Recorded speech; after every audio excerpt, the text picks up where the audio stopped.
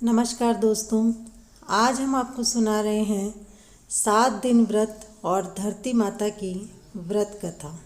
धरती माता की कहानी। दोस्तों, सभी व्रत उपवास किए लेकिन धरती माता की कहानी नहीं सुनी और धरती माता का व्रत नहीं किया तो परलोक में खड़े रहने के लिए धरती माता एक पग धरती भी नहीं देती हैं। तो धरती माता का व्रत कर उनकी कथा जरूर सुनी जानी चाहिए। कहानी इस प्रकार है। एक बूढ़ी माँ थी, उसके 7 बेटे और 7 बहुएं थी। उसका भरा पूरा परिवार था। बूढ़ी माँ बड़ी ही धार्मिक प्रवृत्ति की थी। उसने अपने जीवन में सभी व्रत किए तथा उनका उद्यापन भी भक्ति भाव से किया। वह प्रतिदिन नियम से मंदिर जाती और दर्शन करके जब लौटती तो रास्ते में जो उसे सबसे पहले मिलता उसे वह 1 टका देती। गायों और कुत्तों को रोटी खिलाती, दान पुण्य किया करती थी। समय बीतता गया। उसके बड़े 6 बेटा बहू अलग हो गए, परंतु सबसे छोटे बेटा और बहू ने अपनी माँ के साथ रहकर सेवा करने का निर्णय लिया। एक दिन बूढ़ी माँ का छोटा बेटा बीमार हो गया और काम पर नहीं जा सका, जिसकी वजह से बूढ़ी माँ प्रतिदिन की भांति मंदिर से लौटते वक्त 1 टका दान नहीं कर सकी। पर जब खुद खाना खाने बैठी तो थाली में रखी अपने हिस्से की 2 रोटी में से 1 रोटी के 4 भाग किए। 1 भाग गाय को, 1 कुत्ते को, 1 चिड़ियों को तथा 1 भाग कीड़ी नगरे में डाल दिया।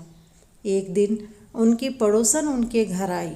बूढ़ी माँ ने अपनी बहू से कहा, बेटा, इनका आतिथ्य सत्कार करो। पड़ोसन बोली, मैं कुछ नहीं खाऊंगी पीऊंगी, मेरे धरती माता का व्रत है। ये कौन सा व्रत है? बूढ़ी माँ बोली।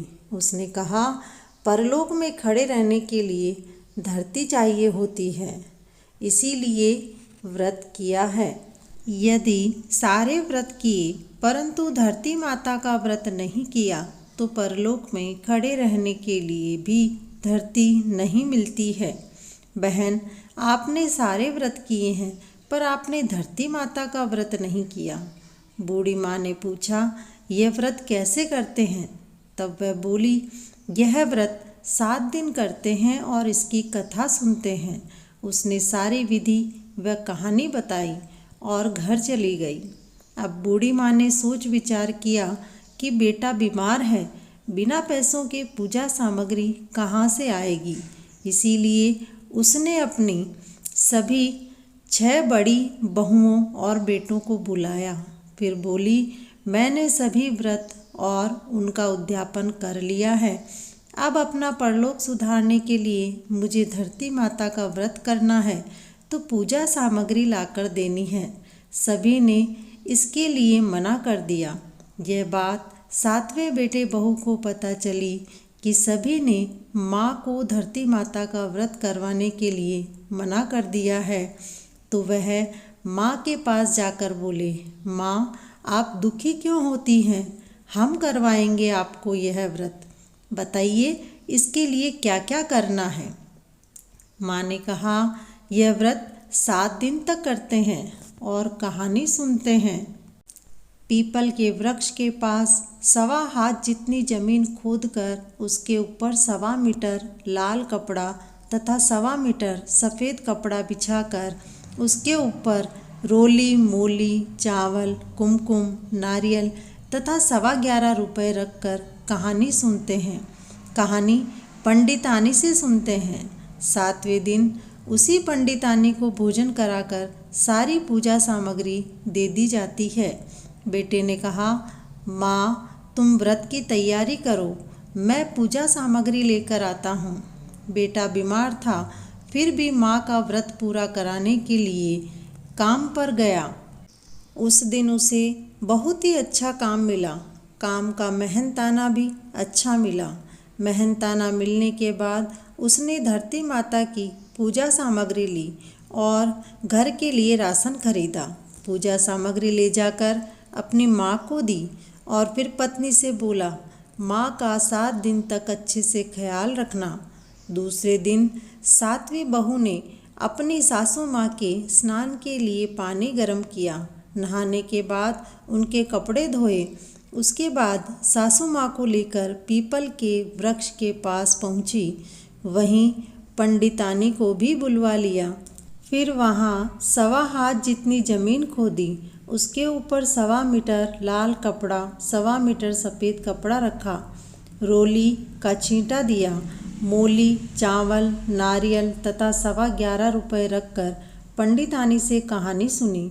उसके बाद बहू अपनी सासू माँ का हाथ पकड़कर घर ले आई। घर आने के बाद घर का सारा काम किया। खाना पकाकर पति को भी काम पर भेजा। दूसरे दिन भी 7वीं बहू सासू माँ को लेकर पीपल के वृक्ष के पास पहुँची और पास जाकर नियम पूर्वक पूजा करवाकर घर ले आई। इस प्रकार 7वीं बहू ने 7 दिन तक अपनी सासू माँ की खूब सेवा की। उसके बाद 7वें दिन जिस पंडितानी से कहानी सुनी उसे धरती माता की पूजा सामग्री दी, उसे भोजन कराया। सुहागिन का सारा सामान व दक्षिणा सासू माँ के हाथों से दिलवाई। उस दिन दोपहरी तक सारा काम करके प्रतिदिन की भांति ही वह सासू माँ के धोए हुए कपड़ों को सुखाने के लिए उठाने गई तो देखकर चौंक गई। वहाँ सोने चांदी के सिक्के पड़े थे।